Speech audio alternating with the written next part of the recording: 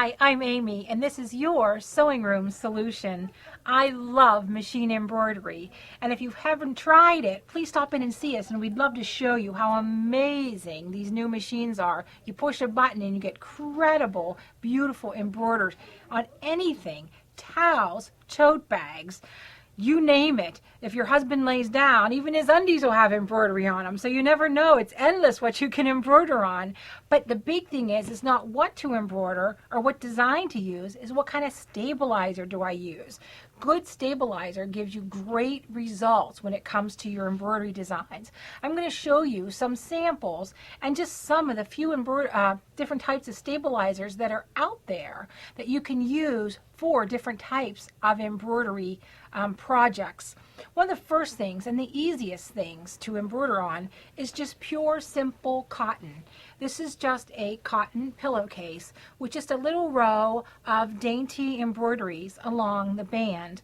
Now what makes this very crisp and clean, one of the problems we have with machine embroidery is puckering and buckling and just not very fresh looking. Everything looks kind of jumbled. The first thing that I did on this band is I actually interfaced it. And you're thinking, well, interfacing, that's going to make it crunchy. My favorite interfacing to use is this French fuse or fusing knit. It's a nylon tricot and it's fusible and it only stretches one direction. So when I fuse this on the inside underneath my embroidery edge, I fused it so the stretch was going the length of it, just the way it happened to be on the bolt. I knew the cotton wasn't going to stretch, but it adds no weight or any bulk, so it just is perfect. So it added just enough so when the embroidery was doing all the zigzag left to right, it wasn't going to be pulling it up. But that wasn't enough. I had to use a little extra. So I just used a basic tearaway stabilizer. And this is a different type of tearaway, but just a simple tearaway underneath in my hoop was all it took to just make this a very clean and crisp type of embroidery. It doesn't get any simpler than working with cotton. And if you're new to embroidery, that's the best way to get started. Let's see, it's going to take me a second to dig through all my things. Look, you're going to love this. Look how cute this is. It's a little gift bag in the face of a snowman. And again, it's just regular quilt cotton. Let me turn it inside out. And the only thing I used on the inside of this was just a little bit of tearaway in my hoop. Some things don't require a lot of stabilizer. First of all, the embroidery designs are not very dense. It's not a lot of embroidery, and it's not a lot of embroidery on top of each other going a lot of directions. So that was my first inkling that I could just use a simple tearaway. Okay, I'm just going to throw them on the floor.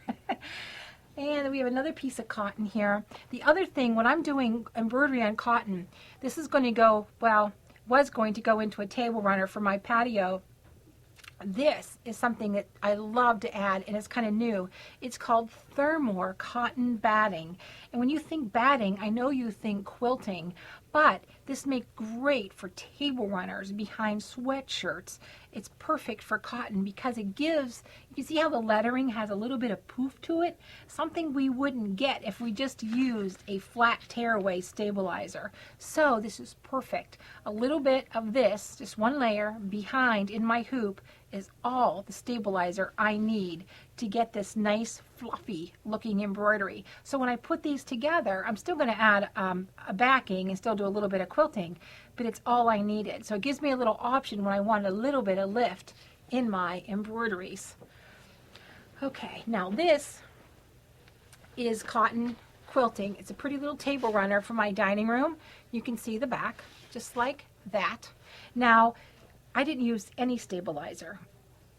There's times you don't have to use stabilizer because inside here I have a thin cotton batting. So the batting acts as my stabilizer. So I have my backing, my batting in between, and then the top of my table runner. So I hooped all three layers at one time and used the embroidery design as my finished quilting. So I didn't need any stabilizer. All I had to do when I was done was just do the binding and I was finished. So there's certain times you don't need any stabilizer. The batting acts as your stabilizer, so it works out just great.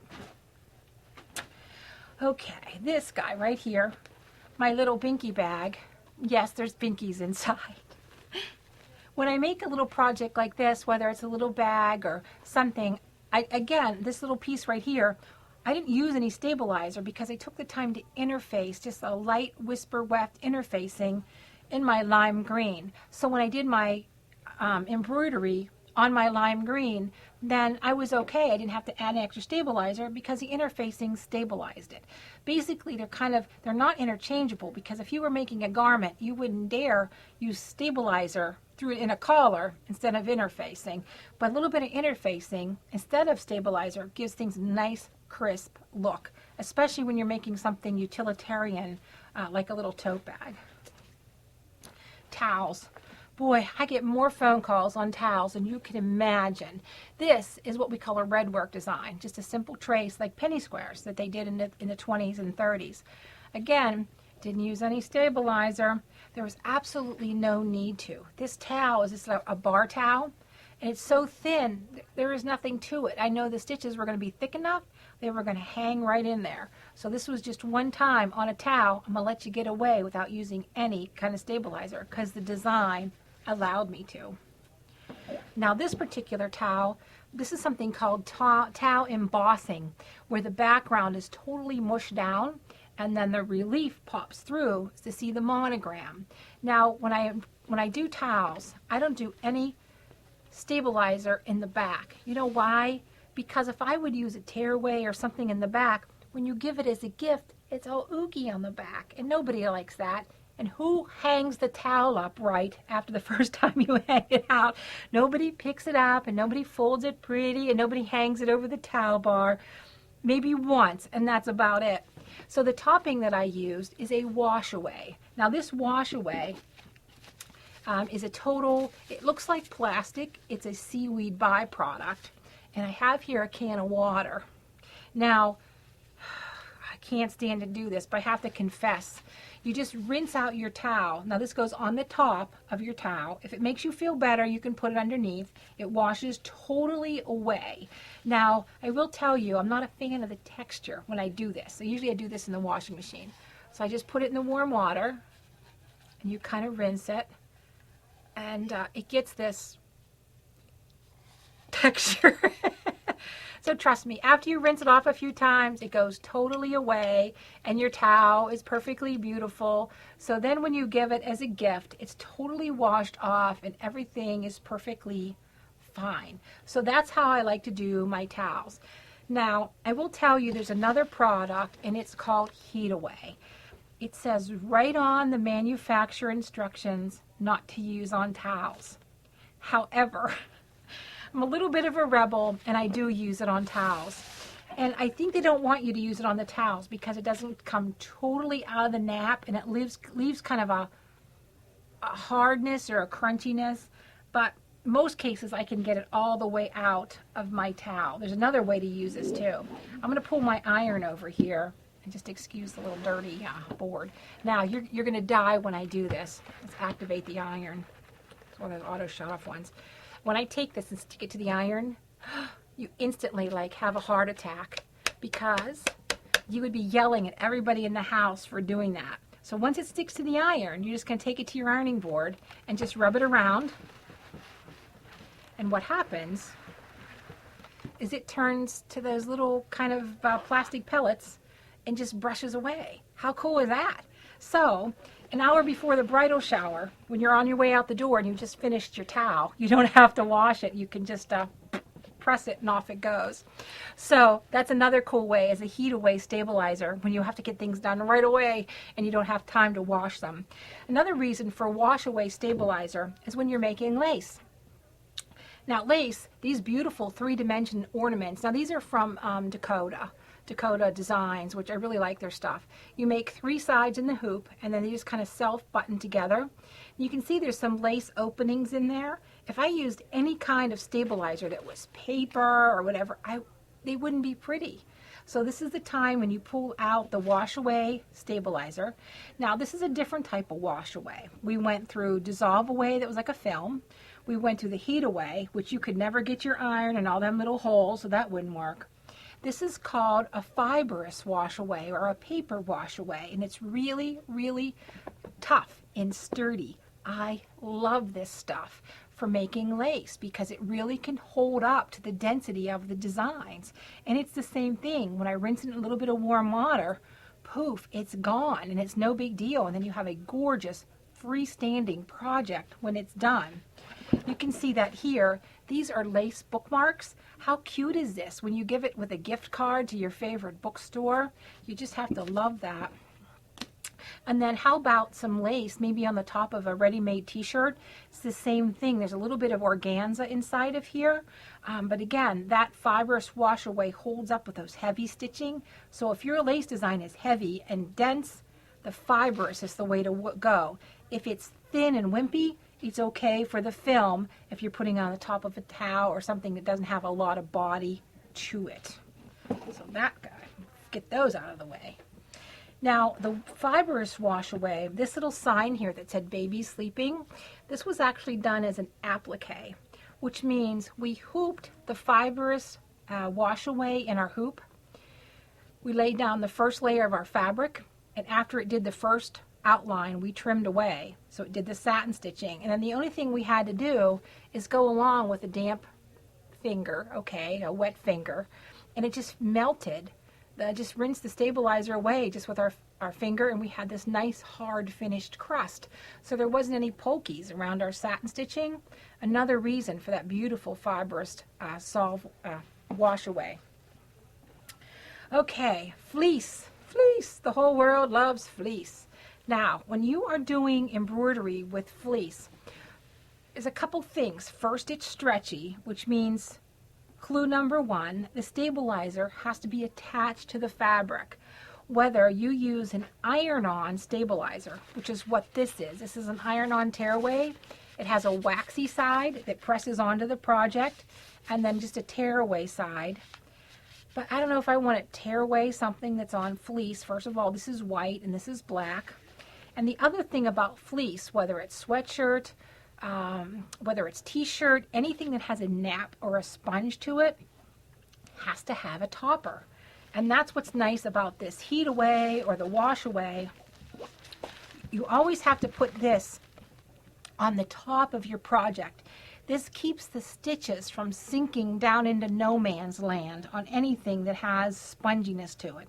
So you know right up front always you're going to have a topper on the top and something on the back. If it's a jacket, nobody's going to see it. By all means, use a little bit of the iron-on stabilizer on the back or just a little bit of the tearaway. You can use a little bit of the basting spray. And what I mean by basting spray, it's a temporary spray adhesive. It's like a wicked hairspray. And be wary because it'll eat your acrylic nails like nothing you've ever seen. So a little bit means a psst, psst. Stick it on your stabilizer, spray on your stabilizer, stick it to your garment, and that's enough. A lot of times I'll use a layer of the wash away, a fibrous wash away on the back with a little bit of basting spray to keep it from stretching. Anything that stretches, you have to secure it with a stabilizer. So let me show you. See how stretchy that is, right? I'm going to take the iron-on side, and I'm going to take the iron, and I'm just going to just quickly, it's a temporary iron, it pulls right off. And now what happens?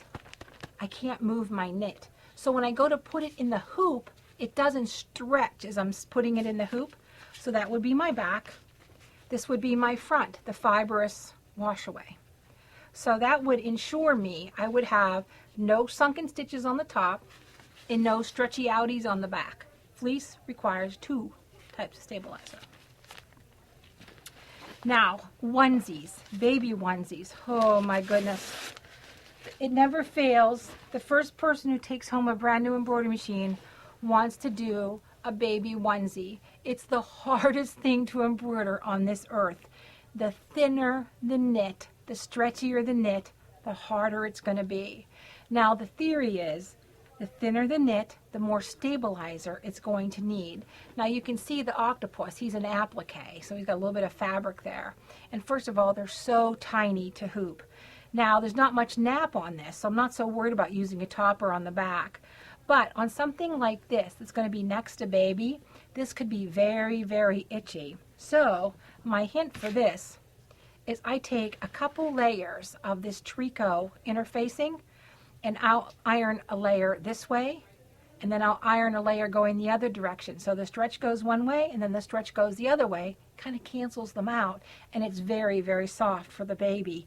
And they don't have to worry about using any other kind of stabilizer. So it makes it very easy. If you want to put a layer of wash away on the top, and if it makes you feel better, by all means. And a lot of times you have to cut these little things up the side so you can get your hoop in there. That's a whole nother lesson.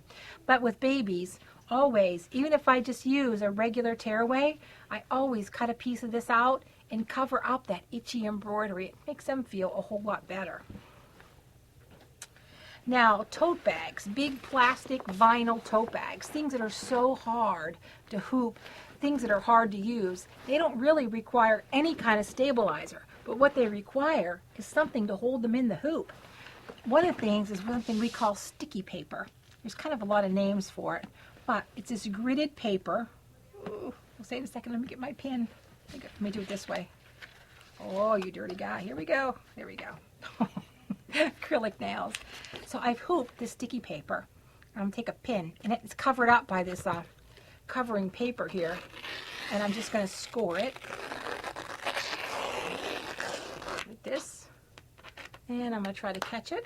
Let's see here.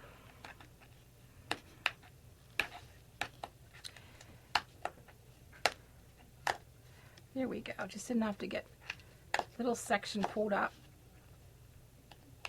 So all I've done is just caught the edges and revealed it. And the reason I've done it this way, if I would have pulled all this sticky up and then hooped the sticky, my hoops would have been a mess. This stuff is like duct tape. It's not good. So now I've exposed all this sticky. So now all I have to do is slide this inside, press it in place,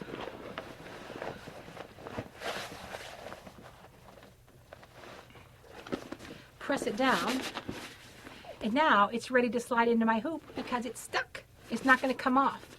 And if your machine has the ability to do a square of basting stitches, that's all you have to do. So in this case, I didn't need stabilizer to stabilize the fabric.